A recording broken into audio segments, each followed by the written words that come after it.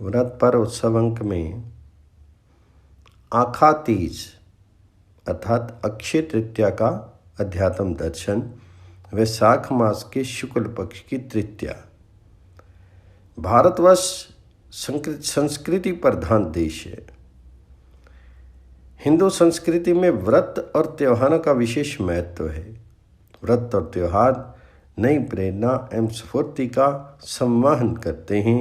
इससे मानवीय मूल्यों की वृद्धि बनी रहती है और संस्कृति का निरंतर परिपोषण तथा संरक्षण होता रहता है। भारतीय मनीषियों ने व्रत पर्व का आयोजन करके व्यक्ति और समाज को पथभ्रष्ट होने से बचाया है। भारतीय काल गणना के अनुसार 4 स्वयं सिद्ध अभिजित मुहूर्त हैं। चैत्र मास के शुक्ल पक्ष की प्रतिपदा, गुड़ी पड़वा, आखा तीज अर्थात अक्षय तृतीया, दशहरा और दीपावली के पूर्व की प्रदोष तिथि। वैशाख मास के शुक्ल पक्ष की तृतीया को अक्षय तृतीया या आखा तृतीया अर्थात आखा तीज भी कहते हैं। अक्षय का शाब्दिक अर्थ है जिसका कभी नाश क्षय ना हो अथवा जो स्थायी रहे।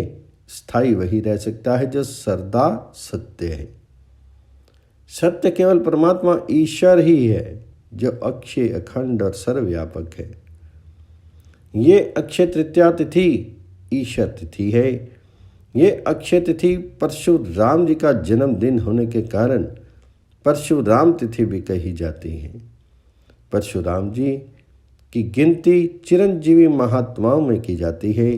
अतः ये तिथि चिरंजीवी तिथि भी कहलाती है। चारों युगों सतयुग, त्रेता, द्वापर और कलयुग में से त्रेता युग का आरंभ इसी आखा तीज से हुआ है, जिससे इस तिथि को युग के आरंभ की तिथि युग आदि तिथि भी कहते हैं। आखा तीज बद्री नारायण दर्शन तिथि। इस तिथि को चारों धामों में से उल्लेखनीय एक धाम भगवान श्री बद्री नारायण के पट खुलते हैं। दर्शनार्थियों एवं भक्तों की अपार भीड़ रहती है। भक्तों के द्वारा इस दिन किए हुए पुण्य कार्य त्याग, दान, दक्षिणा, जप, तप, होम, हवन, गंगा स्नान आदि कार्य अक्षय की गिनती में आ जाते हैं। भगवान भक्तों का प्रसाद प्रेम से ग्रहण करते हैं। अक्षय तृतीया को ही वृंदावन में श्री बिहारी जी के चरणों के दर्शन वर्ष में एक बार होते हैं। देश के कोने कोने से श्रद्धालु भक्तजन चरण दर्शन के लिए वृंदावन पधारते हैं। आत्म विश्लेषण तथा आत्म निरीक्षण तिथि। ये दिन हमें स्वयं को टटोलने के लिए आत्म अन्वेषण, आत्म निवेदन, आत्म विवेचन और अवलोकन की प्रेरणा देने वाला है। ये दिन निज मनो मुकरो सुधारी का दिन है। क्षय के कार्यों में स्थान पर अक्षय कार्य करने का दिन है। इस दिन हमें देखना समझना होगा कि भौतिक रूप से दिखाई देने वाला ये स्थूल शरीर संसार और संसार की समस्त वस्तुएं क्षय धर्मा हैं, अक्षय धर्मा नहीं है।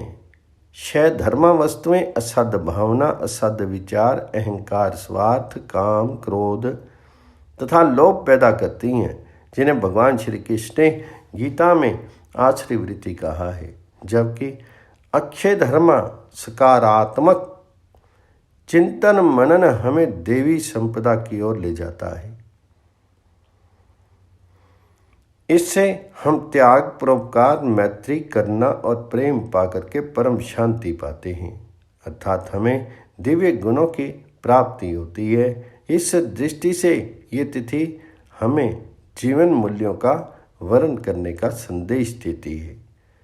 सत्यम में जयते की ओर अग्रसर करती है। सामाजिक पर्व। आखा तीज का दिन सामाजिक पर्व का दिन है। इस दिन कोई दूसरा मुहूर्त न देख करके स्वयं सिद्ध अभिजित शुभ मुहूर्त के कारण विवाह उत्सव आदि मांगलिक कार्य संपन्न किए जाते हैं। अक्षय ग्रंथ गीता। गीता स्वयं एक अक्षय अमर निधि ग्रंथ है, जिसका पठन पाठन मनन एवं स्वाध्याय करके हम जीवन की पूर्णता को पा सकते हैं, जीवन की सार्थकता को समझ सकते हैं और अक्षय तत्व को प्राप्त कर सकते हैं।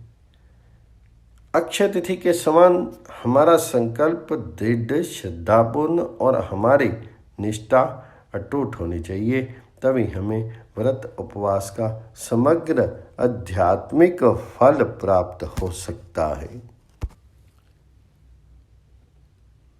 नवान्न का पर्व है अक्षय तृतीया। भारतीय लोक मानस सदैव से ऋतु पर्व मनाता रहा है। हर ऋतु के परिवर्तन को मंगल भाव के साथ मनाने के लिए व्रत, पर्व और त्योहारों की एक श्रृंखला लोक जीवन को निरंतर आबद्ध किए हुए है। इसी श्रृंखला में अक्षय तृतीया का पर्व बसंत और ग्रीष्म के संधि काल का महोत्सव है। वैशाख मास के शुक्ल पक्ष की तृतीया को मनाया जाने वाला ये व्रत पर्व लोक में बहुश्रुत और बहुमान्य है। विष्णु धर्म सूत्र, मत्स्य पुराण, नारदीय पुराण तथा भविष्य पुराण आदि में इसका विस्तृत उल्लेख है तथा इस व्रत की कई कथाएं भी हैं। सनातन धर्मी गृहस्थजन इसे बड़े उत्साह से मनाते हैं। अक्षय तृतीया को दिए गए दान और किए गए स्नान, जप, तप, हवन आदि कर्मों का शुभ और अनंत फल मिलता है। भविष्य पुराण के अनुसार सभी कर्मों का फल अक्षय हो जाता है, इसलिए इसका नाम अक्षय पड़ा है। यदि ये तृतीया कृतिका नक्षत्र से युक्त हो तो विशेष फलदायी होती है। भविष्य पुराण ये भी कहता है कि इस तिथि की युग आदि तिथियों में गणना होती है, क्योंकि कृतयुग अर्थात सतयुग का कल्प भेद से त्रेतायुग का प्रारंभ इसी तिथि से हुआ है।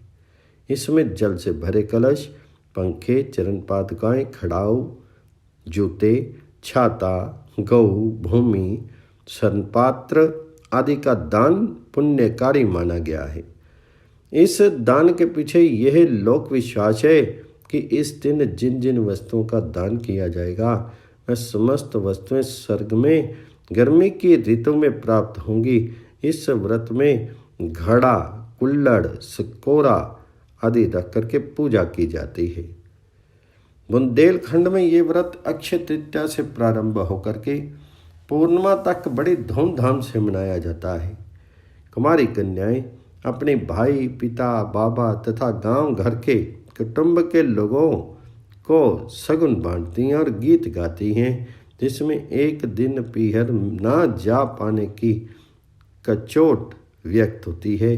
अक्षय तृतीया को राजस्थान में वर्षा के लिए शगुन निकाला जाता है और वर्षा की कामना की जाती है तथा लड़कियां झुंड बना करके घर घर जा करके शगुन गीत गाती हैं। लड़के पतंग उड़ाते हैं। सतनजा 7 अन्न से पूजा की जाती है। मालवा में नए घड़े के ऊपर खरबूजा और आम्रपत्र रख करके पूजा होती है। किसानों के लिए ये नव वर्ष के प्रारंभ का शुभ दिन माना जाता है। इस दिन कृषि कार्य का प्रारंभ शुभ और समृद्धि देगा, ऐसा विश्वास किया जाता है। इसी दिन भद्रका आश्रम में भगवान बद्रीनाथ के पट खुलते हैं, इसलिए इस तिथि को श्री बद्रीनाथ जी की प्रतिमा स्थापित कर पूजा की जाती है और श्री लक्ष्मी नारायण के दर्शन किए जाते हैं। इस तिथि में गंगा स्नान को अति पुण्यकारी माना गया है। मृत पितरों का तिल से तर्पण, जल से तर्पण और पिंडदान भी इस दिन इस विश्वास से किया जाता है कि इसका फल अक्षय होगा। इस दिन नर नारायण परशुराम और हयग्रीव का अवतार हुआ था, इसलिए इनकी जयंतियों को अक्षय तृतीया को मनाई जाती हैं। श्री परशुराम जी प्रदोष काल में प्रकट हुए थे, इसलिए यदि द्वितीया को मध्याह्न से पहले तृतीया आ जाए तो उस दिन अक्षय तृतीया नर नारायण जयंती, हयग्रीव जयंती सभी संपन्न हो जाती हैं। इसे परशुराम तीज भी कहते हैं। अक्षय तृतीया बड़ी पवित्र और सुख सौभाग्य देने वाली है। इसी दिन गौरी की पूजा भी होती है। सधवा स्त्रियां और कन्याएं गौरी पूजा करके मिठाई, फल और भीगे हुए चने बांटती हैं। गौरी पार्वती की पूजा करके धातु या मिट्टी के कलश में जल, फल, फूल, तिल, अन्न आदि भर करके दान करती हैं। गौरी विनायकों को पिता के अनुसार गौरीपुत्र गणेश की तिथि चतुर्थी का संयोग यदि तृतीया में होता है तो वह अधिक शुभ फलदायिनी होती है। इस तिथि को सुख, समृद्धि और सफलता की कामना से व्रत उत्सव के साथ ही अस्त्र, शस्त्र, वस्त्र, आभूषण आदि बनवाए, खरीदे और धन किए जाते हैं। नई भूमि का क्रय विक्रय, संस्था आदि का प्रवेश इस तिथि को शुभ फलदायी माना जाता है।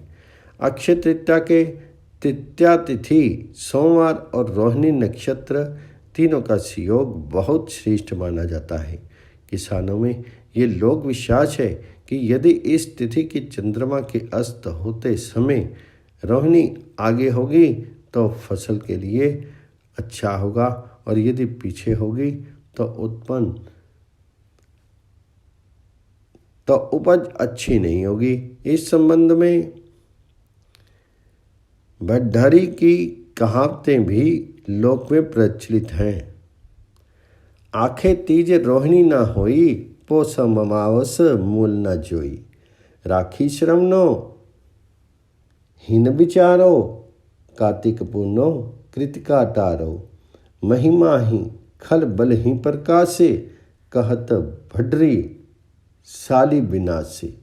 अर्थात वैशाख की अक्षय तृतीया को यदि रोहिणी ना हो, पौष की अमावस्या को मूल ना हो, रक्षाबंधन के दिन श्रवण और कार्तिक की पूर्णिमा को कृतिका ना हो तो पृथ्वी पर दुष्टों का बल बढ़ेगा और उस साल धान की उपज नहीं होगी।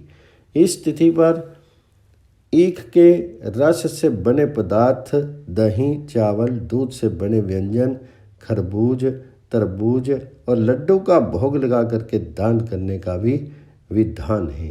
स्कंद पुराण और भविष्य पुराण में उल्लेख है कि वैशाख मास के शुक्ल पक्ष की तृतीया को रेणुका के गर्भ से भगवान विष्णु ने परशुराम जी में जन्म लिया। कोंकण और चिपलून के परशुराम मंदिरों में इस तिथि को परशुराम जयंती बड़ी धूमधाम से मनाई जाती है। दक्षिण भारत में परशुराम जयंती को विशेष महत्व दिया जाता है। परशुराम जयंती होने के कारण इस तिथि में भगवान परशुराम के आविर्भाव की कथा भी कहीं सुनी जाती है। परशुराम जयंती वैशाख मास के शुक्ल पक्ष की तृतीया। भगवान परशुराम स्वयं भगवान विष्णु के अंश अवतार हैं। इनकी गणना 10 अवतारों में होती है। वैशाख मास के शुक्ल पक्ष की तृतीया तिथि को पुनर्वसु नक्षत्र में रात्रि के प्रथम पहर में उच्च के 6 ग्रहों से युक्त मिथुन राशि पर राहु के स्थित रहते माता रेणुका के गर्भ से भगवान परशुराम का प्रादुर्भाव हुआ। इस प्रकार अक्षय तृतीया को भगवान परशुराम का जन्म माना जाता है। इस तिथि को प्रदोष व्यापनी रूप में ग्रहण करना चाहिए, क्योंकि भगवान परशुराम का प्राकट्य काल प्रदोष काल ही है। भगवान परशुराम महर्षि जमदग्नि के पुत्र थे। पुत्र उत्पत्ति के निमित्त इनकी माता तथा विश्वामित्र जी की माता को प्रसाद मिला था, जो देववशात आपस में बदल गया था। इससे रेणुका पुत्र परशुराम जी ब्राह्मण होते हुए भी क्षत्रिय स्वभाव के थे, जबकि विश्वामित्र जी क्षत्रिय कुल उत्पन्न होकर भी ब्रह्म ऋषि हो गए। जिस समय इनका अवतार हुआ था उस समय पृथ्वी पर दुष्ट क्षत्रिय राजाओं का बाहुल्य हो गया था। उन्हीं में से एक सहस्त्रार्जुन ने इनके पिता जमदग्नि का वध कर दिया था, जिससे क्रुद्ध होकर के इन्होंने 21 बार पृथ्वी को दुष्ट क्षत्रिय राजाओं से मुक्त किया। भगवान शिव के दिए अमोघ परशु फरसे को धारण करने के कारण इनका नाम परशुराम पड़ा। व्रत विधान: व्रत के दिन व्रती नित्य कर्म से निवृत्त होकर के प्रातः स्नान करके सूर्य अस्त तक मौन रहे और सायंकाल में पुनः स्नान करके भगवान परशुराम की मूर्ति का षोडशोपचार पूजन करे तथा निम्न मंत्र से अर्घ्य दे। रात्रि जागरण करके इस व्रत में श्री राम मंत्र का जप करना चाहिए। जमदग्नि सुतो वीर क्षत्रियांतका प्रभु गृहान अर्ध्यम म्यादतम कृपया परमेश्वर।